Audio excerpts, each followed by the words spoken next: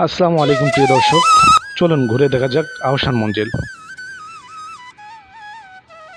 ঢাকার বুকে বুড়িগঙ্গার তীরে দাঁড়িয়ে থাকা এক ঐতিহাসিক সৌন্দর্যের নাম আহসান মঞ্জিল, যেটি শুধু একটি প্রাসাদ নয়, এটি ঢাকার নবাবদের গৌরবময় ইতিহাসের নীরব সাক্ষী।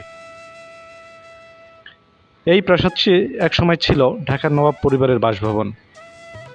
আহসান মঞ্জিল মূলত ফরাসি ব্যবসায়ীর কুঠি ছিল, যা পরে নবাব খাজা আলিমুল্লাহ কিনে নতুন করে নির্মাণ করেন।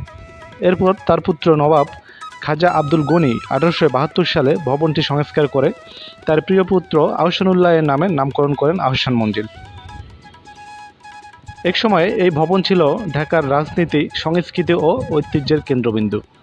ব্রিটিশ শাসনামলে এখানে বহু ঐতিহাসিক সভা ও অনুষ্ঠান অনুষ্ঠিত হয়েছে।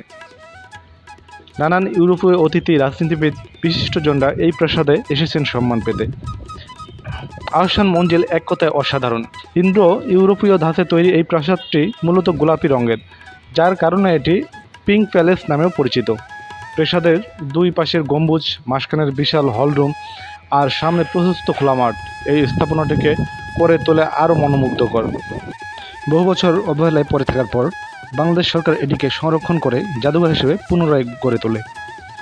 আহসান মঞ্জিলে রয়েছে প্রায় 23টি গ্যালারি, যেখানে প্রদর্শিত হচ্ছে নবাবদের ব্যবহৃত আসবাবপত্র, তৈজসপত্র, পোশাক, প্রাচীন অস্ত্র, চিঠিপত্র ও ঐতিহাসিক নথিপত্র, ব্রিটিশ শাসনামলের নানা নিদর্শন সহ বিভিন্ন ধরনের ঐতিহাসিক যন্ত্রপাতি। আধুনিক ঢাকার কোলাহলের মাঝেও আহসান মঞ্জিল যেন ফিরে যায় এক রাজকীয় অতীতে। আপনি যদি পুরান ঢাকার ঐতিহ্য অনুভব করতে চান, তাহলে একবার ঘুরে আসুন আহসান মঞ্জিল থেকে, যেখানে ইতিহাস আজও নিঃশব্দে কথা বলে।